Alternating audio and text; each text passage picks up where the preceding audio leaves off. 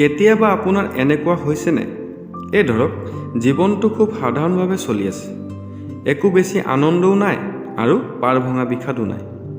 তেনেকুৱাতে আপুনি কাৰোবাক লগ পায় যি খুব অকলশৰীয়া হয়, লাহে লাহে নিজক হেৰুৱাবলৈ লৈছে।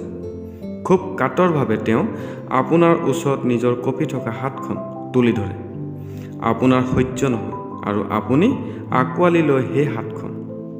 তেওঁৰ প্ৰতিটো নিঃসংগ গল্প আপুনি মনোযোগেৰে শুনে। তেওঁ উচুপি থকা সময়বোৰ আপুনি হাঁহিলৈ সলনি কৰে। তেওঁৰ বিশ্বাসৰ ভেটিটো আপুনি পুনৰ এবাৰ মজবুত কৰি তোলে। দিনবোৰ পাৰ হৈ কিবা ভাল লগাৰে আৰু তেনেকুৱাতে এদিন হঠাৎ তেওঁ সলনি হয়। উঠিব নোৱাৰা তেওঁ জীৱনটো পুনৰ আগৰ দৰে দৌৰিবলৈ সাজু হয়। যিখন হাতক আপুনি আঁকোৱালি লৈছিল, সেইখন হাতেই আপোনাক আজৰি পেলায়।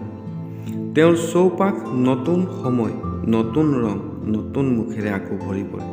তেওঁ আগবাঢ়ে আৰু আপুনি ৰৈ যায়। আনক এটি নতুন যাত্ৰা দি আপুনি স্তব্ধ হৈ যায়। দুখী হৈ পৰে নিজৰ চকুত, পুতৌ লাগে নিজলৈ। আপুনি ভাগি পৰে, কিন্তু নাপায়।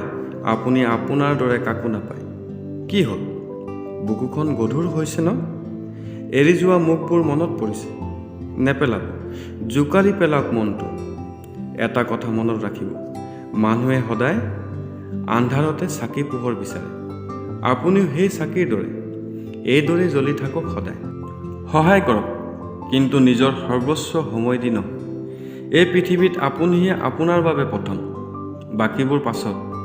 তেওঁলোক নিজে উঠিব পৰা হ'লেই আগুৱাই যাব, ৰৈ যাব আপুনিহে। গতিকে সাৱধান হওক। প্ৰিয়জন আৰু প্ৰয়োজনৰ মাজত পাৰ্থক্য বুজক।